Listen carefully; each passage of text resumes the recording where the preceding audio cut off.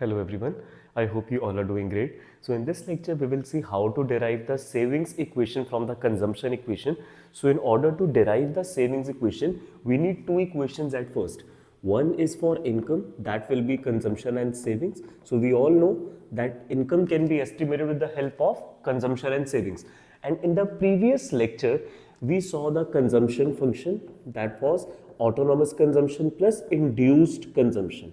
And for induced consumption, we used B as MPC and then Y stands for income. Perfectly fine. Now let's assume that this is equation number 1 and this is equation number 2. Now what are we going to do is quite simple. We are going to substitute equation number 2 in equation number 1. So what are we going to get? We will be getting income as autonomous consumption plus induced consumption that we are using instead of C, and S will remain as it is. Let's keep saving as it is because that is exactly what we need to estimate in this equation, right? S की value हमें निकालनी है. Now let's keep S over here only and let's take this bracket on LHS. So income is already there on left hand side. So if we will take this bracket, it will carry negative sign along with it. बेटा जैसे ही side change होती है, sign भी change हो जाता है. So when you will open up the bracket, the result will be like this. All right. Now here we have a variable that is Y, that stands for income. Now there is no numeric number in front of this variable, so we are going to take 1 in front of it. That we can do.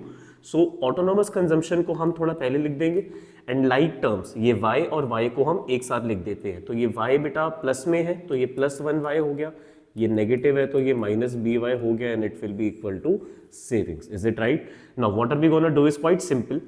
हम autonomous consumption को as it is लिखा रहने देंगे, y को हम यहाँ से common ले लेंगे and then we are left with 1 minus b and that is equal to savings. Now this is nothing but the savings equation that we had to estimate.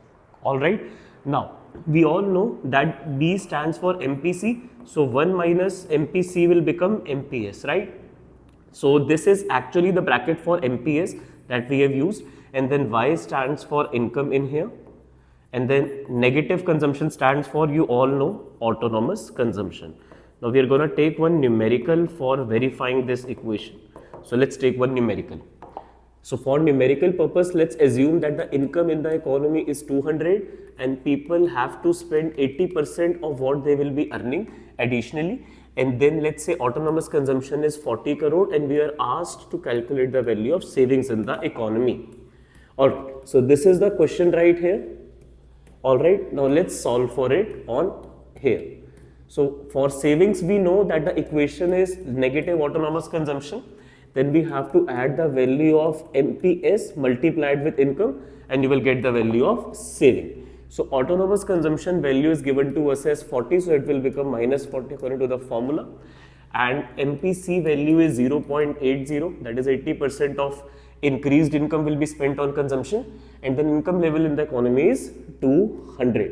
So it will become -40 and it will be added to 40 again. I will tell you why. Because 200 को जब बेटा हम 20% करेंगे, it will again become 40. So your saving is coming out to be 0 in the economy. So when income level is 200, consumption level will also be 200, then only saving will come out to be 0 in the economy.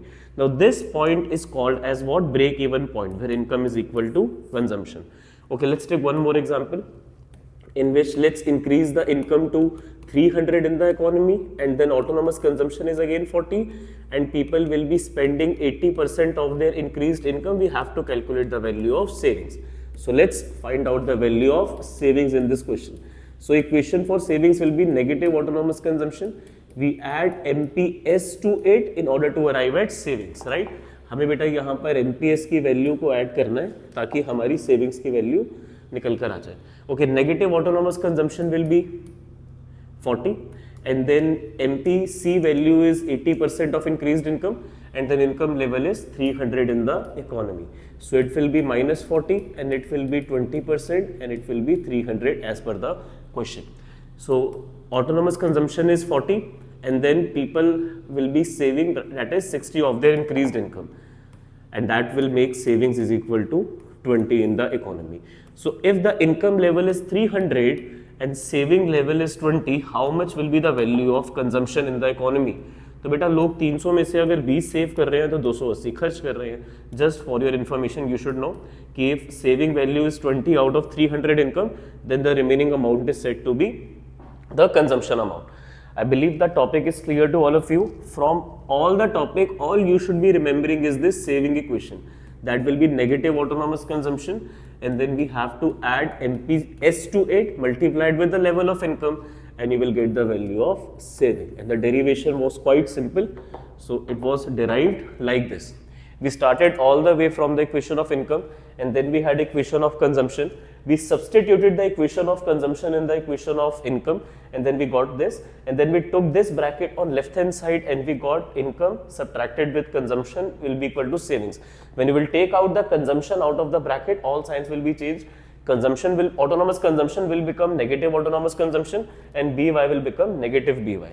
And then like terms को हमने एक साथ कर दिया, y को और by को, दोनों में से y को हमने कॉमन लिया था, तो अंदर बेटा 1 बच गया और यहाँ से b बच गया, and autonomous consumption as it is, and that's how we got the savings equation.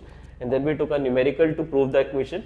So we had this particular numerics, and then we used it to arrive at the value of saving. This was a break-even point question, जहाँ पर income और saving की value equal निकल कर आई थी.